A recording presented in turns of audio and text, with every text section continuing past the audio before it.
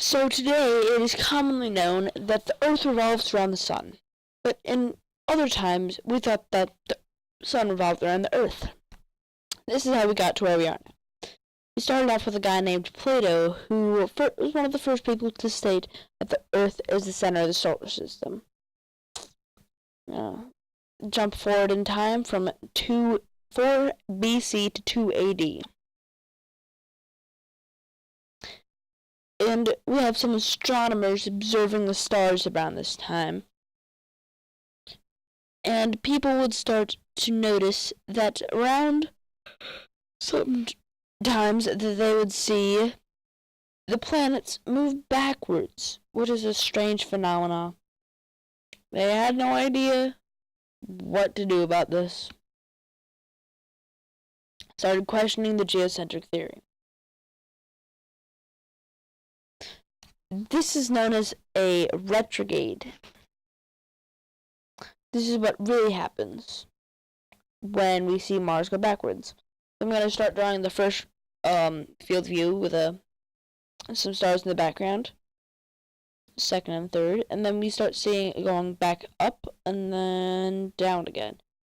So the field view goes down, up, and then down. So that's what creates the little loop. And this is what they thought the retrograde was caused by. They thought it was because every planet was spinning upon its own axis around its orbit, kind of like a corkscrew. And so I have it, so when it would go backwards, it would be at the back of its orbit going backwards, according to us, and that's why we would see it going backwards. And that was made by a guy named Claudius Ptolemy. Now we're going to skip forward into time into 1542. We have a guy named Copernicus, and he made a book called On the Revolutions of Heavenly Spheres. Now this really didn't have too much of an impact on the people, but it was the first time that anybody kind of questioned the geocentric model with their own facts and sort of proof, but the people were still okay with the geocentric model, and so was the church. And everybody was happy. Then we're going to jump forward into time into 1609 with Galileo Galilei.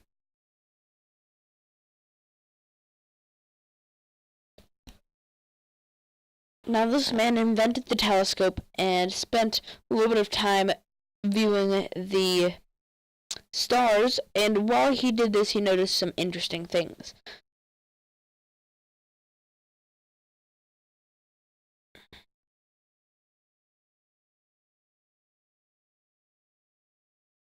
His first observation would be that the moon wasn't perfect. Now this was upsetting to some of the believers in the geocentric theory because they were mainly believing in the church, because the church had said that all celestial bodies are perfect because God made them so, and because it's in heaven, of course, it's got to be perfect. And the second one wasn't really a big deal, but it showed that Venus had all phases. And Ptolemy was all like, no, bro, this is okay. And that's supposed to be Venus that I drew there, and that was supposed to be the sun, but he was supposed to have Venus on the inside of the sun, and that was supposed to prove that Venus had all of its phases.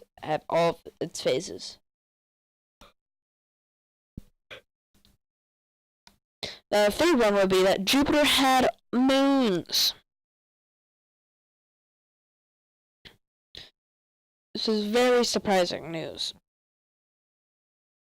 So the people were even more upset at the church because the church had said everything revolves around the sun. I mean Earth, everything revolves around the Earth.